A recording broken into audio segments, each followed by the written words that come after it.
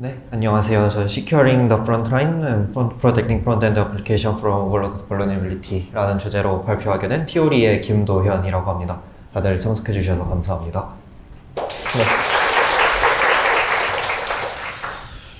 네, 그래서 먼저 제 소개랑 그리고 이 발표 자료를 만드는데 많은 도움을 주신 저희 해커분 한 분을 같이 소개해드리면서 발표를 시작하려고 해요. 네, 저희는 모두 티오리에서 일하고 있고요. 특히 저 같은 경우에는 이제 학생 때에는 해킹도 좀 하고 CTF 플레이어, 그러니까 해킹 대회로도 조금 활동을 하고 그랬었는데요. 그러다가 그 이후에는 쭉 풀스택 프로그래머로 일을 했었고, 지금은 프로덕트 매니저 겸 소프트웨어 엔지니어로 티오리에서 일하고 있습니다. 그리고 이 발표 자료에 있는 인사이트 대부분을 제공해주신 이 우원님이라는 분께서는 주로 버그헌터랑 CTF 플레이어 주로 하고 계시고, 특히 뭐 코드게이트나 화이트 콘테스트, 와콘 같은 경우에서 거의 매년 연속으로 수상을 해오실 정도로 뛰어난 성과를 보여주고 계시고, 해킹 대회뿐만이 아니라 저희가 실제로 고객사를 대상으로 한 보안 컨설팅에서도 웹 쪽 부분에서의 정말 저 우원님밖에 못 찾는 취약점을 굉장히 많이 찾아주고 계세요. 데프콘 이제 하나 더 추가해야 되는데, 데프콘 30이랑 31에서 우승을 하기도 하셨고, 그리고 네, 아무튼 그래서 저희가 그동안 찾은 취약점들에 대해서 좀 소개를 하고, 이것들을 어떻게 하면 막을 수 있을지 그 방안에 대해서 좀 같이 얘기를 해보려고 합니다. 그래서 이 발표를 듣고 얻어가실 수 있는 것부터 먼저 정리를 드리고 시작을 해보려고 해요. 그래서 가장 먼저 저희가 실제로 리얼월드에서 찾은 취약점들을 소개하고, 이 취약점, 저희가 이번 세션에서 발표할 것들은 사실 티오리가 가장 잘 해왔던 거는 정말 복잡한 어플리케이션에서 어려운 익스플로잇을 통해 저희 회사의 구성원들만 찾을 수 있는 그런 취약점을 찾을 수 있는 것을 좀 목표로 해오고 그랬다면은, 이번에는 익스플로잇의 난이도 자체는 그렇게 높진 않지만 그에 비해 그 임팩트는 굉장히 큰, 흔히 말하는 가성비가 좋은 취약점들에 대해서 좀 살펴보려고 하고요. 그 다음엔 이제 그 프론트엔드에서 가장 흔하게 발생하는 실수, 그런 것들은 어떻게 있는지, 그리고 마지막으로 저 프론트엔드 부분을 어떻게 하면 더 안전하게 할 수 있을지, 그거에 대해서 간단한 데모를 통해서 어떻게 저희가 그동안 발견한 위협들을 이렇게 하면 해결이 되겠다라고 고민해온 그런 결과들을 같이 나눠보려고 합니다. 그래서 첫 번째로 왜 저희가 프론트엔드, 그 중에서도 웹 프론트엔드 보안에 대해 집중을 하게 되었을까요? 사실 이유는 간단합니다. 그냥 저희가 컨설팅을 하면서 이 부분에 신경 쓰고 있지 않은 경우가 굉장히 많이 보였고, 그에 따라서 저희가 굉장히 임팩트 있는 취약점들을 많이 찾고 있었어요. 그래서 이제 이것들을 조금 더 깊게 살펴보자면, 왜 프론트엔드에서 요즘 이렇게 취약점이 많이 나올까, 그에 대해 저희가 나름의 가설과 그리고 어떤 트렌드를 좀 간단히 살펴보려고 해요. 그래서 이걸 먼저 알기 위해서는 저희가 그 웹 프로그래밍의 역사 같은 걸 아주 간단히 살펴볼 건데, 뭔가 교과서 읽는 느낌보다는 옛날에는 저랬지 하는 느낌으로 같이 재밌게 들어주시면 좋겠습니다. 네, 지금은 다들 알고 계시다시피 그 싱글 페이지 어플리케이션이라는 게 굉장히 대두가 됐어요. 그래서 왜 이 싱글 페이지 어플리케이션이 나왔냐 하면은, 결국에 모바일이랑 스마트폰의 대세라는 이 정말 10년도, 거의 10년이 다 돼가는 식상한 얘기를 할 수밖에 없는데, 그럴 수밖에 없었던 게 그동안 대부분의 클라이언트는 웹브라우저 베이스였거든요. 뭐 지금 다시 이렇게 회귀를 하고 있는 것 같진 않지만, 그렇기 때문에 대부분은 그냥 웹서버에서 데이터를 바로 렌더링 해주는 것만으로도 충분히 저희가 원하는, 어떤 고객들이 원하는 비즈니스 요구사항을 구현할 수 있었어요. 그 반면에 이제 iOS랑 안드로이드라는 플랫폼이 파편화가 되면서 이제 백엔드에서 그거를 매번 동일하게 렌더링 해주는 게 이제 그 각 플랫폼별로 지원하는 거를 웹브라우저 이상의 뭔가를 계속 요구를 하니까, 이제는 백엔드에서 데이터를 내려주고 각각의 앱, 안드로이드, iOS, 웹, 이렇게 여러 개의 클라이언트가 생긴 거죠. 그래서 다들 아시다시피 이런 SPA가 나오기 전까지 저희는 대부분 이런 식으로 백엔드 프로그래밍을 했을 거예요. 직접 저 서버 사이드에서 이제 세션을 열고 쿼리를 쳐서 그 나온 결과를 바로 HTML 코드에 넣어서 리턴하는 이런 형태의 프로젝트가 이제 저희가 언급하고 싶었던 그 과거의 어떤 하나의 시점인데요. 그래서 딱 보다시피 정말 이때는 이 프론트엔드 취약점을 신경 쓸 새가 없었죠. 왜냐하면 이런 데서는 SQL 인젝션도 워낙 많이 터지고 뭐 오브젝트 인젝션 같은 공격, 그렇게 그 서버 사이드에 대한 공격이 훨씬 더 임팩트도 크고 중요하게 저희가 보고 있었습니다. 근데 이제 그 싱글 페이지 어플리케이션이 본격적으로 대두가 되면서 사실 싱글 페이지 어플리케이션을 설령 이 단어를 들어보지 못하셨더라도 이 뷰랑 리액트는 다들 한 번씩 들어보셨을 거예요. 그래서 한 번 더 이제 쉽게 리캡을 드리자면, 이제 뷰랑 리액트로 이루어진 대부분의 웹 어플리케이션을 저희는 싱글 페이지 어플리케이션이라고 통칭을 하면 되고, 이 싱글 페이지 어플리케이션은 결국 그 웹페이지에 풀 리로딩 없이, 새로 고침 없이 어떤 웹페이지에 혹은 사용자가 보고 있는 페이지의 콘텐츠를 다이나미컬리 업데이트 할 수 있다는 게 가장 큰 장점이고, 그에 따라서 보다 이제 스무스한 UX와 좀 더 네이티브 앱에 가까운 효과를 낼 수 있다는 게 또 큰 장점이었는데요. 그렇다 보니까 프론트엔드 어플리케이션의 생산성이 굉장히 올라갔고, 생산성이 올라가다 보니까 어떤 어플리케이션의 UX에 대한 표준이 굉장히 이전에 비해서 많이 올라갔습니다. 그렇다 보니까 이제 프론트엔드가 더 많은 책임을 갖게 되었고, 그리고 왜냐면은 이 프론트엔드의 구현 성능, 구현 퀄리티에 따라서 이제 유저들이 앱을 선택하는 기준이 되고, 그게 곧 비즈니스에 영향을 미쳤기 때문에 이 프론트엔드의 중요성이 과거에 비해 훨씬 중요하게 대두가 되고 있어요. 그래서 이런 비즈니스 측면뿐만이 아니라 저희 또 대부분 기술하는 사람이니까 브라우저의 성능에 대해서도 또 얘기를 하지 않을 수가 없는데요. 브라우저의 성능을 사실 따로 이렇게 모니터링하고 계시는 분들은 거의 안 계시겠지만, 이제 이 기회를 빌려 잠깐 간단히 설명을 드리면은, 이제 그 브라우저 내부의 V8이라는 엔진에 대한 벤치마크 스코어예요. 그래서 이제 2008년 대비 2018년 거의 5배 정도 성능이 향상이 됐고, 또 다들 아시다시피 브라우저에서 이제는 마이크, 뭐 카메라, 이런 그 펑셔널리티에 대한 개선도 굉장히 많이 일어났습니다.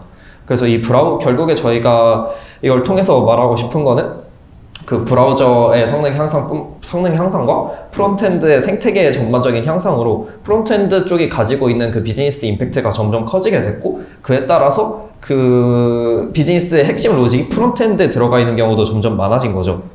그래서 저희가 그동안 다들 백엔드 위주의 보안에 대해 관심을 가질 때, 저희는 프론트엔드 쪽도 충분히 어택 서페이스가 될 수 있구나 하는 걸 발견을 했어요. 그래서 그 이유라고 하면 아까 말씀드렸던 것들이 있고, 그리고 다들 아시다시피 이제 큰 이제 힘이 생기면은 그에 대한 책임도 꺼지기 때문에, 마찬가지로 보안 쪽에서도 프론트엔드에 많은 어택 서페이스를 찾기 시작했습니다. 그래서 이제 실제 사례를 하나씩 좀 살펴보려고 하는데요. 먼저 가장 클래식한 크로스 사이트 스크립팅, 그 다음에는 이제 노출되어 있는 시크릿 값들, 그 다음은 저 매니페스트라는 것에 대해서 저희가 어떤 정보를 또 디스클로즈 할 수 있는지, 그 다음에는 소스맵과 콘텐츠 인테그리티에 대해서 순서대로 하나씩 짚어보려고 합니다. 네, 가장 첫 번째는 크로스 사이트 스크립팅. 정말 프론트엔드 보안이다 하면은 절대 빠질 수 없는 주제인데요. 네, 근데 이게 이제 모던 스택이 들어오면서 조금 더 어려워졌어요. 왜냐면 프레임워크 레벨에서의 미티게이션이 굉장히 강화가 되었고, 그리고 프론트엔드에서 기본적으로 그 개발자들이 실수하기가 어렵게 좀 그 구현을 바꿨다고 해야 되나? 그런 게 많이 생겼어요. 예를 들어 개발자가 정말 위험한 동작을 하려고 그러면 아예 함수명을 저렇게 dangerously set inner HTML이나 앞에 unsafe prefix를 붙이거나, 이렇게 누가 봐도 정말 위험해 보이는 함수명을 기본으로 지정함으로써 이게 위험하다라는 걸 좀 더 프레임워크 레벨에서 명시적으로 지원을 하고 있고요. 그렇지만 여전히 아닌 경우도 많아요. 뭐 Vue.js 써보신 분은 아시겠지만, 이 v-html이란 게 별도의 escape 없이 바로 그 스크립트 태그를 이제 이렇게 렌더링 하고는 하는데, 사실 요거는 그렇게 위험해 보이지 않을 수도 있지만, 여전히 이런 함수를 사용함으로써 크로스 사이트 스크립팅 공격이 발생할 수 있다는 거죠. 그래서 이거를 이제 미티게이션 하기 위한 방법으로 컨텐츠 시크릿 폴리시라는 게 있는데, 이거는 뒤에서 좀 더 자세히 다뤄보도록 하겠습니다. 그 다음은 이제 Exposed Secret이라는 주제예요. 그 Exposed Secret이라고 하면은 결국에 민감한 정보, 이를테면 API 키, 토큰, 그리고 패스워드, 심지어는 패스워드까지 노출이 되는 그런 상황을 좀 저희가 정리해서 Exposed Secret이라고 통칭을 해봤는데요. 이 개발자들은 그 번들된 결과를 사실 잘 보진 않아요.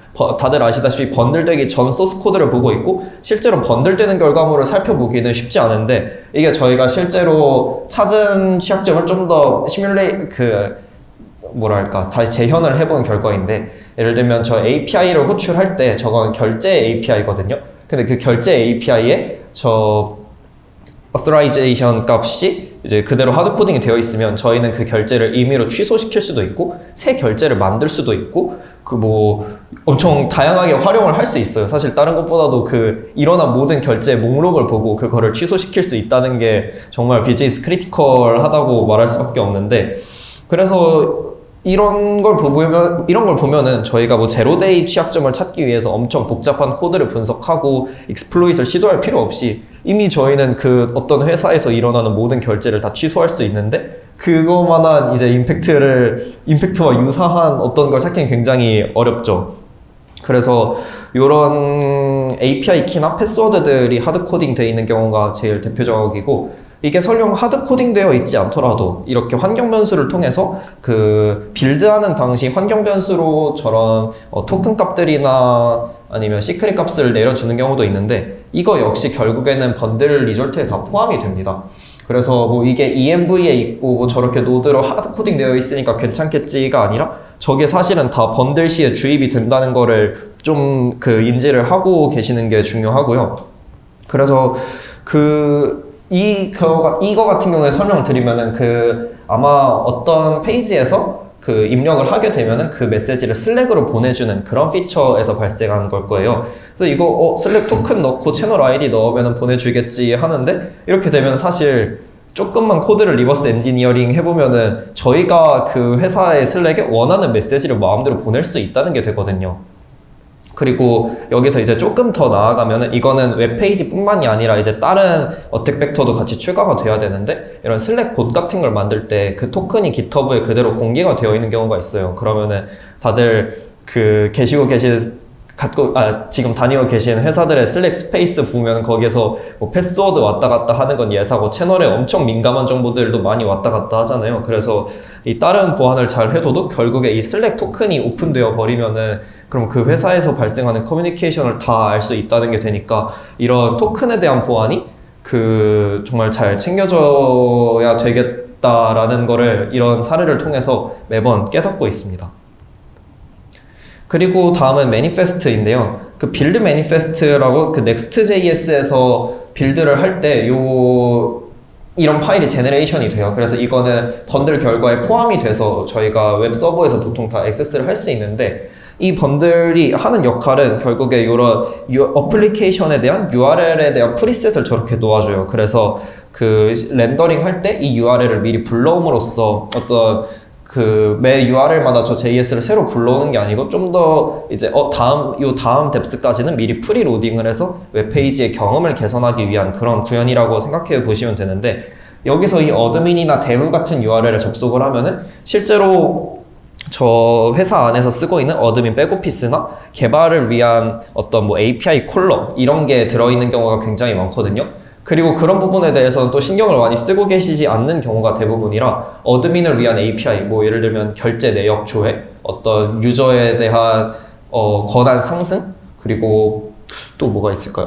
유저에 대한 권한, 유저를 임의로 탈퇴시킬 수 있다든지, 아니면 어떤 커뮤니케이션 내역을 볼 수 있다든지, 그리고 그 대부도 마찬가지로 아직 릴리즈되지 않은 API 같은 것들을 통해서 그런 API들은 이제 검증이나 authentication 과정이 나중에 구현되는 경우도 있잖아요. 그래서 그런 게 구현되기 이전에 그 개발 API를 통해서 저희가 획득할 수 있는 정보가 많았던 적도 되게 많습니다.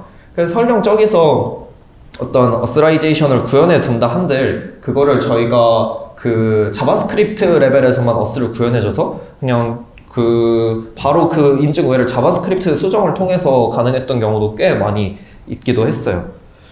그래서 네. 이 라우팅 인포메이션이 결국에 왜 있냐라는 소개를 담은 이제 페이지인데요. 여기서 좀 더 디테일한 구현을 꼽아드리면은 혹시나 이제 이게 어떤 레벨에서 발생이 되는 건가 하면 Next.js의 build manifest plugin.ts라는 파일에서 요거를 실제로 수행하고 있다는 걸 저희가 발견을 했고요. 이게 비단 Next.js뿐만이 아니라 뭐 Next.js 그런 곳에서도 어쨌든 클라이언트 사이드의 내비게이션과 페이지 로딩을 담당하는 부분에서는 결국 저런 프리셋들을 가지고 있을 수밖에 없기 때문에 사실상 프론트엔드의 모든 라우팅 인포메이션은 해커가 같이 보고 있다라고 생각하시는 게 맞습니다. 그리고 다음은 소스맵인데요. 다들 아시다시피 웹팩이 하는 역할은 이런 사람이 읽을 수 있는 코드를 좀 더 옵티마이즈하고 미니마이즈해서 이런 번들러의 형태로 변환하는 게 이제 저희 모던 프론트엔드 스택의 되게 공통적인 역할인데요. 근데 아까 말씀드렸듯이 그 어드민 페이지 로그인 같은 경우에 이게 뭐 번들된 건데 어떻게 읽겠어, 어떻게 이걸 우회를 하겠어 하지만 실제로 저 소스맵을 받아보면은 미니마이즈 되지 않은 코드를 저희가 확인할 수 있고, 저기 보면은 뭐 is 로그인이면은 라우터, 로그인이 돼 있는 상태를 갖고 있으면은 그러면 저 로그인 페이지로 바로 라우터 푸시를 해주는데, 이제 저희가 저게 그렇다고 로그인 페이지가 서버 사이드에서 렌더링이 되는 게 아니라 이미 그 프론트엔드 어플리케이션 자체가 다 갖고 있는 거잖아요. 그렇다 보니까 그냥 저희가 번들된 파일을 받고 그걸 소스맵이랑 매핑을 시켜서 이 인증을 우회하면은 저희는 그 어드민 페이지를 바로 볼 수 있게 됩니다. 그래서 이 웹팩이 결국에 왜 필요하냐 하면은 이게 없으면 디버깅을 하기가 너무 어려워요. 여기 좀 잘 안 보이실 텐데 여기 보면은 뭐 로그인 failed라는 메시지를 이렇게 넣어둔다 한들 저게 미니마이즈 되고 저 옵티마이즈 된 그 상태에서 이제 표시가 되면은 이제 정확히 어느 라인에서 버그가 발생되었는지 알기가 어렵기 때문에, 그래서 소스맵을 통해서 디버깅의 용이성을 높이는 시도를 프론트엔드 쪽에서는 되게 일반적으로 하고 있잖아요. 근데 그걸 위해서 또 어떤 주석을 넣어놓기도 하고요. 아니면 어떤 어노테이션을 넣어놓기도 하는데 그 주석에 어드민 페이지에 대한 패스워드 혹은 개발 계정에 대한 정보가 들어있는 경우가 또 굉장히 많습니다. 아니면은 이 부분 보안 취약점이 있으니까 언제 고쳐야 돼. 투두인 경우도 있고, 아니면 이거 언제 고쳐졌어. 여기서 이제 저희가 더 힌트를 얻어서 익스플로잇을 더 어드밴스드하게 만드는 경우도 있고요. 그리고 아까 잠깐 지나가면서 언급했던 것처럼 그 개발 데브를 위한 어떤 API 콜러를 URL 안쪽에다 넣어두는 경우도 있지만, 저렇게 서브 도메인으로 빼두는 경우에도 저런 뭐 스테이지나 데브 서버의 API가 문서화가 또 스웨거 같은 파일이 많이 발견되거든요, 저런 곳에서는. 그래서 그걸 통해서 API를 호출 가능한 권한을 얻고, 저희가 마치 그때 또 개발 편의성을 위해서 그 토큰들이 다 하드코딩 되어 있는 경우도 굉장히 많거든요. 그래서 저희가 마치 어드민 페이지에 인증 없이 접속해서 API에서도 다 토큰이 박혀 있으니까 저 페이지를 발견하면 사실상 거의 모든 어드민 API를 콜할 수 있는 그런 권한을 얻게 되는 경우도 있었습니다. 그래서 이 소스맵이 얼마나 강력한 피처인가 이걸 이해할 만한 재밌는 사례가 있었는데요. 이제 DHH, 그러니까 레일즈 만든 사람이 어떤 자기가 가지고 있는 레일즈의 패커라는 라이브러리에 대해서 이 소스맵을 디폴트로 이네이블을 시키고 있었는데 누가 이걸 닫는 PR을 올렸어요. 근데 그러니까 그러지 말라고, 나는 이 CSS랑 JS를 다른 사이트의 소스맵을 통해서 엄청 많이 배웠기 때문에 자기는 이걸 디세이블 하는 게 디폴트로 디세이블 하는 설정이 싫다, 이렇게 하면서 저 PR을 닫아 버렸는데요. 사실 그만큼 이게 개발자들의 성장에 도움이 될 정도로 그 소스맵 정보는 정말 그 코드를 거의 그대로 볼 수 있다고 생각해 주시면 될 것 같습니다. 그래서 그러면은 이제 우린 여기서 어떻게 트레이드 오프를 해야 될까? 거기서 이제 저희가 발견한 패턴은 사실 이 소스맵은 프로덕션에 업로드가 되면 안 돼요. 그래서 이 웹팩 컴피그에 있는 module.export에 dev2를 first로만 해둬도 이 소스맵이 외부로 노출되는 상황을 막을 수 있고, 그러려면 우리 개발자들은 어떻게 이제 에러를 보고 디버깅을 하냐라는 요청이 오면은 그거는 그 별도의 에러 로깅 툴 같은 경우에서 소스맵을 업로드해서 그거를 매핑 시켜주는 피처를 지원하고 있는 APM 툴들이 많아요. 그래서 그런 것들을 사용하라고 이제 안내를 해 주시는 게 가장 베스트 프랙티스 일 수 있고요. 뭐 사실 그걸 직접 구현할 수도 있긴 한데 아무래도 그 소스맵 매핑 어느 에러가 어디서 났고 그거에 대한 소스맵을 매핑하는 사스를 내부에서 구현하는 게 또 쉽지 않으니까요. 그리고 무엇보다 좀 이상적인 얘기긴 하지만 설령 모든 소스 코드들이 노출되더라도 안전한 상태를 미리 만들어 두는 게 가장 베스트 프랙티스라고 할 수 있을 것 같습니다. 네. 그 다음은 이제 콘텐츠 인테그리티라는 측면에서 또 소개를 드릴 내용이 있는데요. 이거는 좀 비교적 좀 새 트렌드라고 할 수 있을 것 같아요.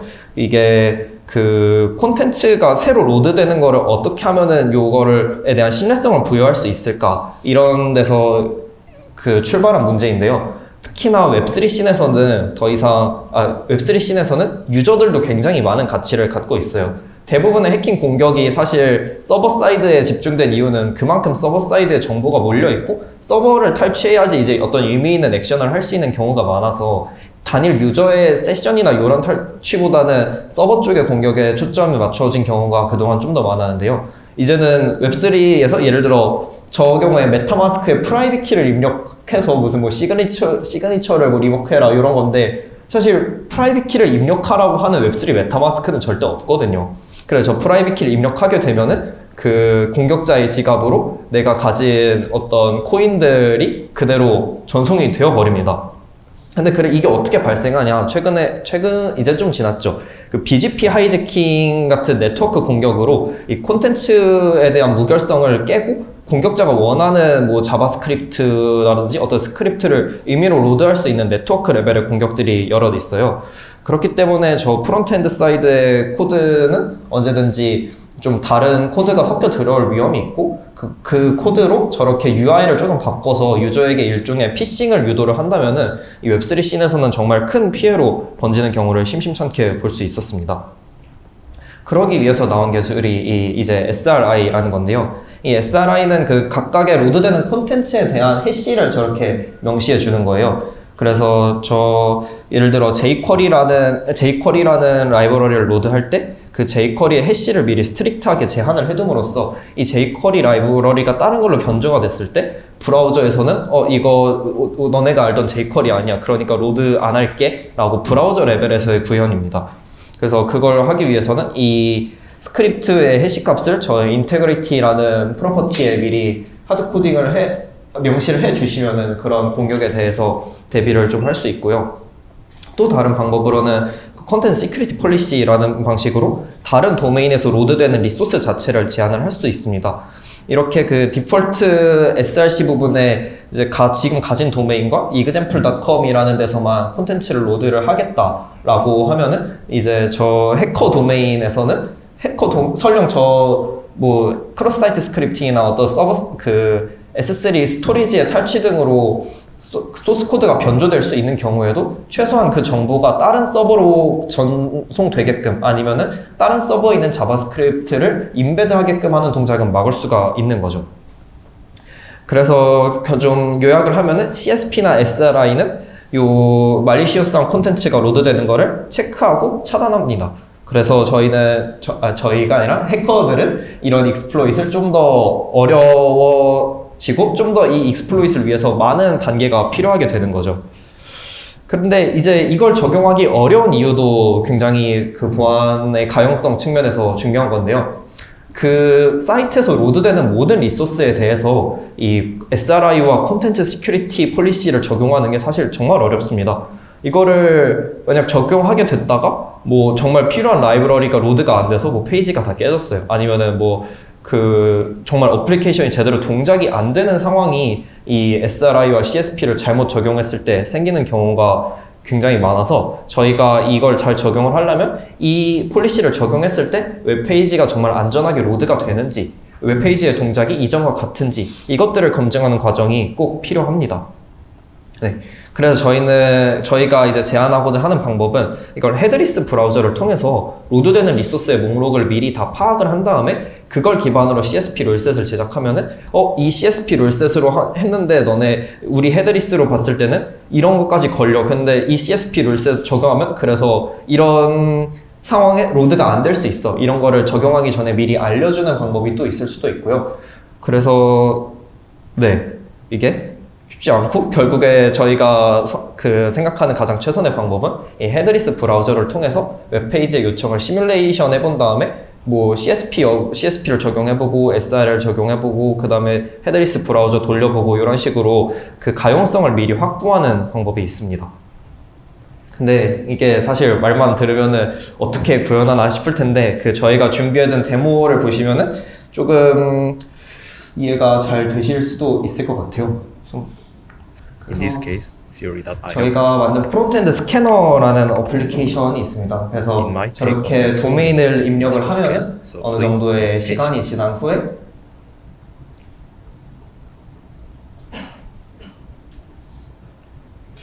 유독 오래 걸리는 것 같은데. Just 네. 이런 식으로 그 사이트에서 어떤 리소스들이 렌더되는지 그런 것들을 미리 다 트래킹 해볼 수가 있어요. 이렇게 각 리소스 타입별로 구분도 할 수 있고, 그리고 그 로드된 소스가 어딘지 그렇게 이렇게 그래프 뷰로 조회를 할 수 있는 그런 툴을 저희가 지금 만들어서 사용을 하고 있는데요.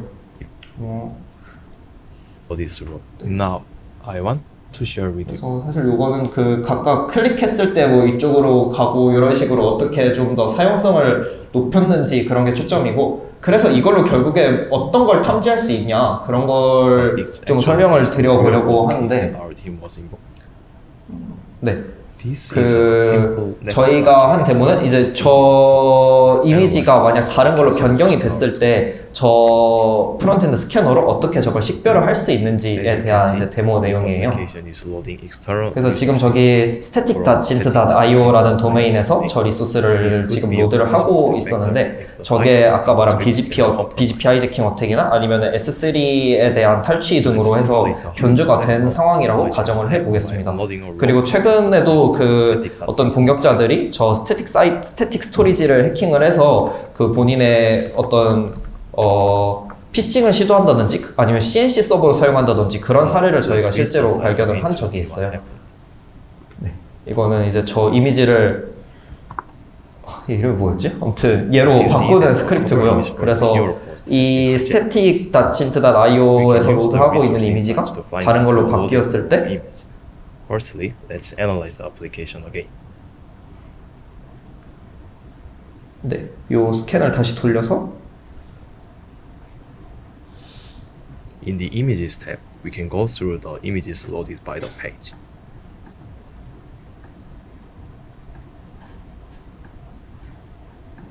네, 저렇게 그 저희가 유도했던 static.jint.io가 아니라 다른 도메인에서 이렇게 그 리소스가 로드가 된 거를 탐지를 할 수 있는 모습이고요. You can see 그래서 이걸 통해서 그 결국에 할 수 있는 거는 공격자가 어느 서버를 사용하고 있고 어느 서버를 사용하고 있고 그거를 그 좀 더 사람이 하는 것보다 빠르게, 그리고 좀 자동화에 약간 일종의 초석을 다져두는 셈이죠. 이제 이걸 프로그래미틱하게 구현을 하면은 저기서 허용되지 않은 도메인에서 어떤 익스터널한 리소스가 로드가 됐을 때 저희가 고객사나 저희 고객사에 대해서 빠르게 리포트를 줄 수 있는 그런 그 기능의 POC 레벨이라고 생각해 주시면 될 것 같고요. 그리고 사실 요거만 하면 또 뭔가 부족할 수 있을 것 같아서 이 웹페이지에 로딩되어 있는 시크릿들을 찾아내는 기능 또한 같이 개발했습니다. 이건 단순히 웹페이지 루트가 아니라 그 웹페이지들에서 로드하는 모든 리소스를 리커시브하게 탐색해서 거기서 저 시크릿한 정보라고 인식되는 것들을 약간 간단한 머신러닝을 통해서 디텍션을 하고 있는데요. 그래서 여기 보면은 저 시크릿 밸류가 무엇인지, 그리고 이건 얼마나 위험한지, 그 컨텐츠는 무엇인지 저희가 마스킹을 해서 제공을 하고 있고, 그 어느 파일에 저 시크릿이 있는지, 그리고 그걸 우리가 어떻게 찾았는지 그런 것들을 종합적으로 지금 찾아서 제공을 하고 있습니다. 내부적으로는요.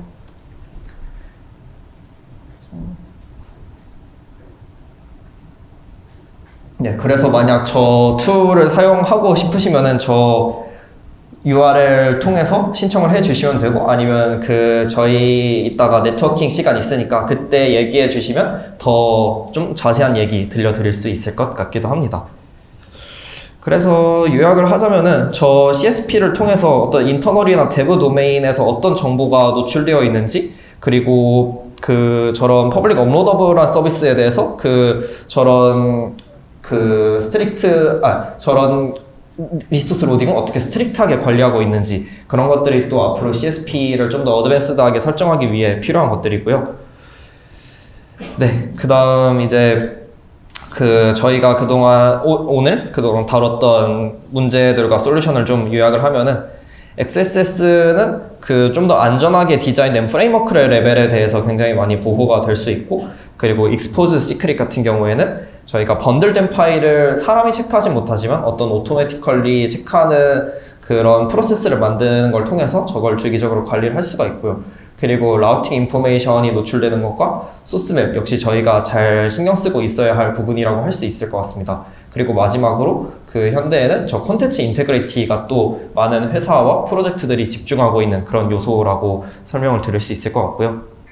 그래서 정리를 하자면은 저것들은 다 이유가 있어요. 뭐 매니페스트도 결국에 클라이언트 사이드 로딩을 좀 더 원활하기 위해, 소스맵도 개발자의 디버깅을 좀 더 원활하기 위해. 그렇지만 여기도 마찬가지로 저는 일종의 공유 책임 모델, 그러니까 쉐어드 리스폰시빌리티가 있다고 생각합니다. 그러니까 유저는 결국 자기 자신의 보안을 챙기는데 신경을 써야 되고요. 프로그래머는 그들이 쓰는 코드, 그리고 그들이 만들어내는 인프라에 대한 보안적인 책임을 가지고 있어요. 그리고 보안 엔지니어들은 그 모든 위협에 대해서 준비를 하고 있어야 되고요. 그렇지만 얼마나 시큐리티 엔지니어들이 이런 위협에 대해서 잘 도움이 되고 있다 한들, 프로그래머와 이런 중요도가 얼라인이 되지 않으면은, 프로그래머들이 보안에 대해서 충분히 인지를 하고 있지 않다면은 결국에 이 보안 담당자가, 저희 같은 사람들이 아무리 신경을 써도 어떤 시큐리티 홀은 생기기 마련입니다. 그렇지만 이제 여기서부터 약간의 개인적인 사견인데, 개발자들이 생산성을 위해 노력하는 것, 그리고 그걸 위해서 가끔은 좀 더 리스키한 방식을 택하는 것조차도 거기서 저희가 계속해서 건강한 충돌을 통해서 트레이드오프 되는 지점을 잘 찾아내는 게 결국에 더 좋은 프로젝트와 더 좋은 서비스를 메인테이닝 하기 위해 중요한 부분이고요. 이와 마찬가지로 프로그래머가 아무리 미티게이션을 제공을 한들 유저 자체가 보안에 대해서 신경 쓰는 태도가 없으면 사실 프로그래머들이 하는 노력이 되게 좀 무용지물로 돌아가기가 쉽습니다. 그러니까 백엔드 시큐리티가 얼마나 이제 망분리 열심히 하고 네트워크 방화벽 깔고 이런다 한들, 사실 서드파티 토큰이 그렇게 노출되어 버리면은 그런 시도들이 되게 무의미해질 수 있는 거잖아요. 그래서 사실 이 엔드포인트 보안으로 갈수록 보안이 좀 더 기술적 이슈보다는 매니지먼트 이슈에 가까워진다는 좀 생각을 많이 하게 됐습니다. 예를 들면은 저희가 아무리 그런 인프라 레벨의 보안을 견고하게 해놔도 패스워드를 종이로 써서 공유하거나 이런 게 발견이 되면은, 그런 것들을 통해서 저희가 여태까지 견고하게 해둔 인프라 보안이 무용지물이 되는 그런 결과를 저희가 그동안 굉장히 많이 봤던 것이겠죠. 그래서 사실 저희가 하고 싶은 말이 굉장히 길었는데, 결국에 좀 요약을 하면은, 결국 저 센시티브한 데이터가 얼마나 퍼블릭하게 익스포즈 되어 있는지 돌아가셔서 한 번씩 점검을 하는 그런 과정을 거쳐보면 좋을 것 같고요. 그래서 결국에 모든 것이 다 어택 서페이스가 될 수 있다라는 저희의 레슨런을 공유하면서 발표 마치도록 하겠습니다. 네, 감사합니다.